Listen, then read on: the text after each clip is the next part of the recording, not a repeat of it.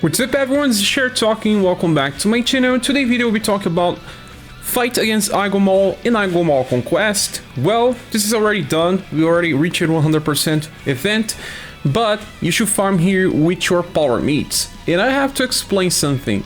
This boss is not so hard. This is probably the easiest raid boss so far because you can live through 10 turns without much trouble. It's super weak to slash and sun, but also weak to heat and cold. And let me tell you, you should just do as fast as possible. Like, I'm bringing the squad and I'll explain what I'm doing here. This is the highest status cap that we have in the game so far. So in order to force a quick fight, I removed the equipment and gear from my characters. So they are only using a weapon and an accessory. So that makes everything faster. So with this I can bring 2 Trainees. I'm bringing Christmas Urpina with Crossbreak Inherited. Then I have Gustave and Madeleine. This Madeleine is a Platinum one with no Fulgur Inherited. And Gustave has Running Slash Inherited. Because we are using Amazon Raid X, this means you can place 2 Trainees in the back. You should do the same, just equip a weapon and watch the damage roll out. If your Madeleine dies, it's not a problem. It's actually okay. With this setup I get very close to 500,000 or 500,000 without much trouble. If Madeleine gets to attack a second time, it will mean that we'll be able to get close to 700,000 already, so we get the max rewards. But I don't really like this here because, like I was saying, here we have the highest status cap, that being 1690s. So I prefer to just bring all characters as trainees, like characters that I want to train that I don't usually train, and as soon as they die, it's complete, and I'm done with her. Here we got 100,000, that means that we'll get 10 drops just fine. But only 2 trainees. I have been using these characters forever, they're probably close to max. I want to bring characters that are not traded. So like I was saying, the best way to farm these events is to bring only the weapon and accessory slots, and then 5 characters that you want to train. Forget about the score, forget about trainees, bring the characters that you want to level up. And if you farm a Devourer's training event, you should just go here and use the books to increase the status gain to +5. I'm gonna use this into my Zozma. You can see that the effect duration is 1 hour. Now everyone will get +5. And we have 3 days left for this, so when you click here, you now see that your character has +5 attribute gains because of the books you use it. This character is not the strongest one, so they will not reach high score, but forget about this high score. I just want to see if they are gonna get +5 status on the end. I also don't care about the cycles if they start with AoE. What matters here is getting higher status. +5 will really help break some status here. Overcap then. I got plenty of books during the event, but I don't know if everyone will have many books. The drop rate was pretty abysmal. But this will start happening again and again. More events like this will just help getting more status. The only problem is when you bring a healer. When you bring a healer, it takes more time to die.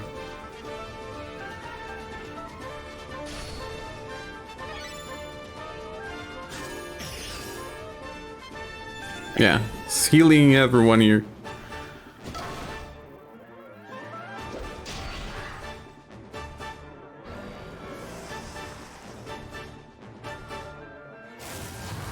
Turn 3 uses this attack, that's a little stronger than the other one, still not so strong.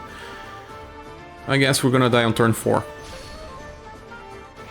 You see that this event is easy when you have difficulty dying.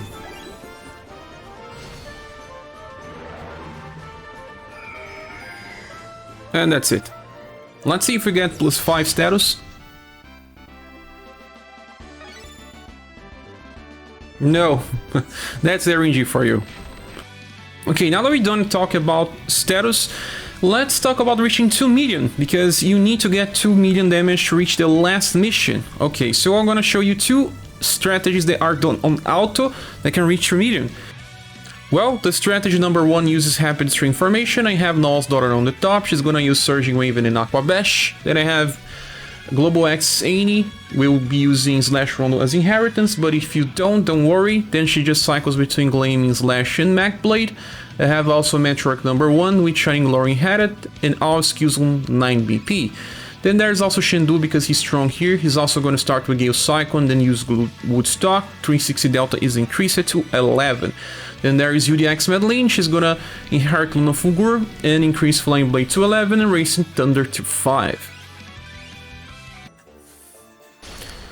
Well, starting we'll have 3 agility buffs coming from Shendu, Nawaz, and Matriarch. And also, Annie and Madeleine will have their own chance to buff agility, like she just did. The many times that she buffs agility, more she will evade.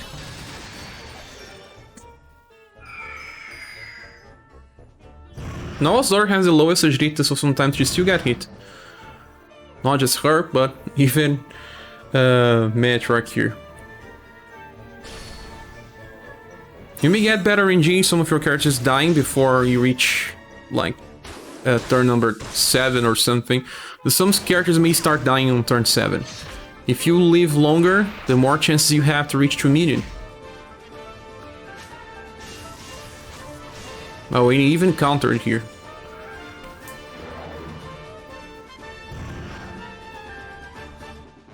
Now Al has a very high chance to be the first one to die, but now we have also another Shining Glory that will heal.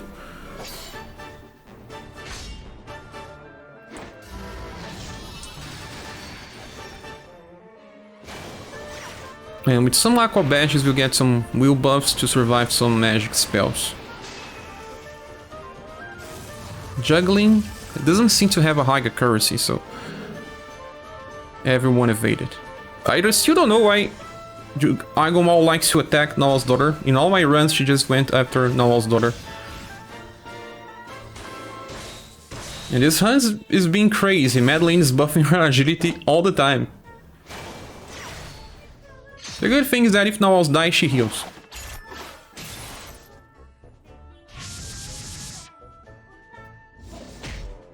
If you don't have Shendu, you can bring either the newest Bart or Luna New Year Boston, because they buff agility.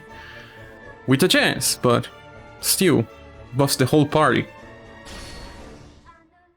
We have an average of 1 buff every 4 turns, and Shendu will buff once every 3 turns. But at least he always guarantees a turn 1 buff.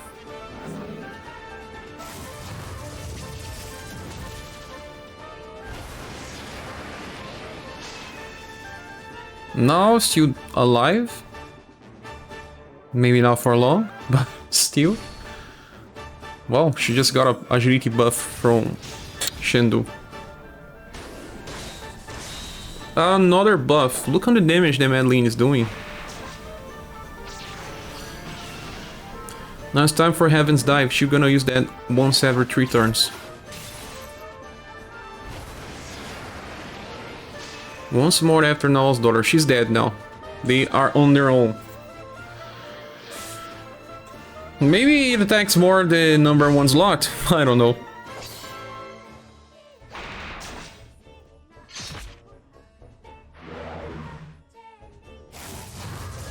We're pretty close to 2 million already.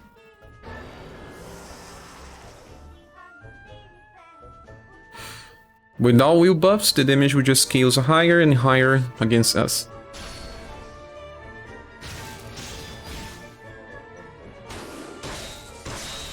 $1.8. 1.9. Yeah, it's pretty much done.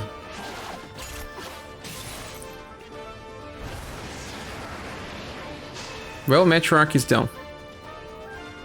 We have 2 turns. More than enough, but Madeleine has 1 HP. It's already past, what, 2 million. It's an achievement.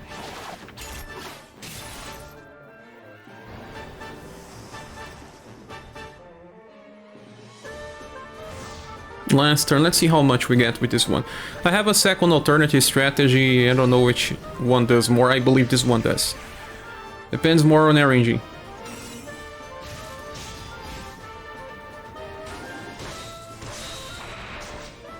Yes, we got close to 2.250.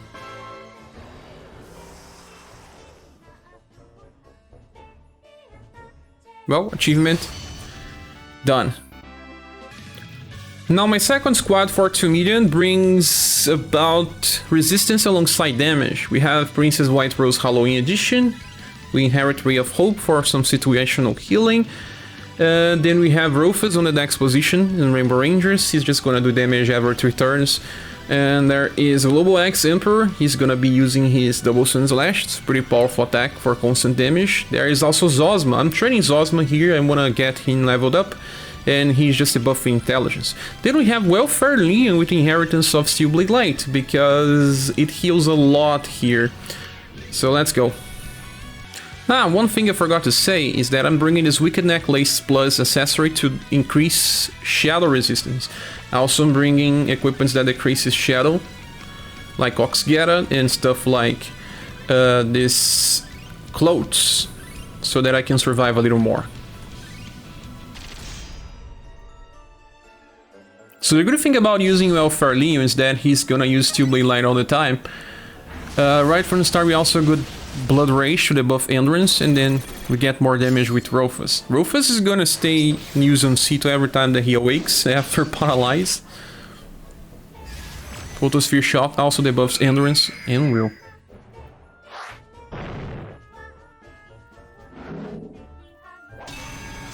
Steelblade Light will get everyone back to full health. Now I just want Igomahl to use AoE attacks to buffer or Will. This will help. Photosphere Shot on a combo. Nice, we already have close to 600,000 damage. Igomahl used Defy Weakness on turn 2, but then it stops.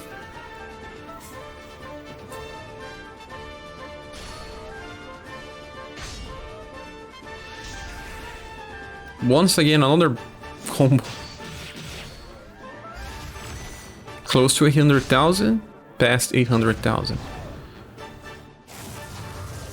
Juggling is not that strong, especially when you have everyone using equipments that decrease shadow damage. Turn 4. Time to Roufas attack again.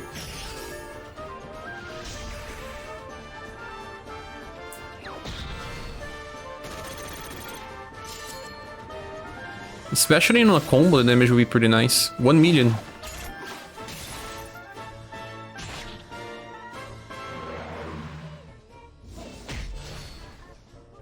Steelblade Light, that's nice.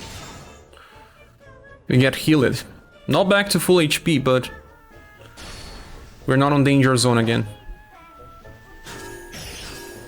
Because we won't see the Fire Weakness again, Zozma will just keep Igomahl on hold.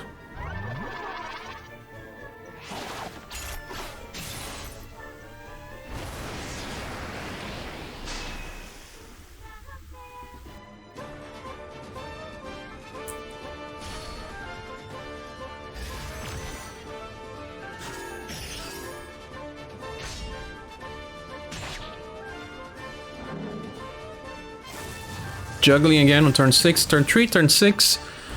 I don't know when you get this later, but probably turn 9. And if you don't feel like you're making them, just press auto button and do overdrive. We get to 1.8 thousand, I think, now, with the help of Leon. Not yet, but close. This case, Zozma is dead, but someone will heal him, either Leon or Princess White Rose. I guess it's gonna be Leon.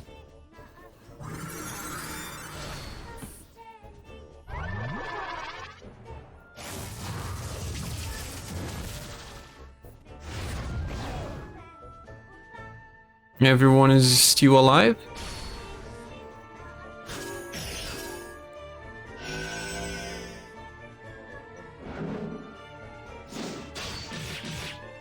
$1.9 million.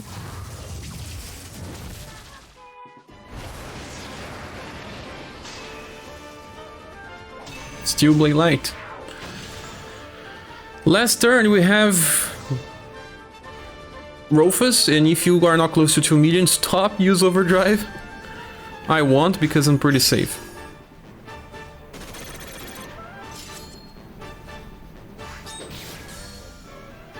The damage was pretty similar to the first run as well. It's more about alternatives. But that's it, guys. I just want to finish the video here. Thanks so much for watching. I hope it helps you in any way. If you want to support the channel, there are links on the description of the video. I hope to see you soon in the next one. Bye.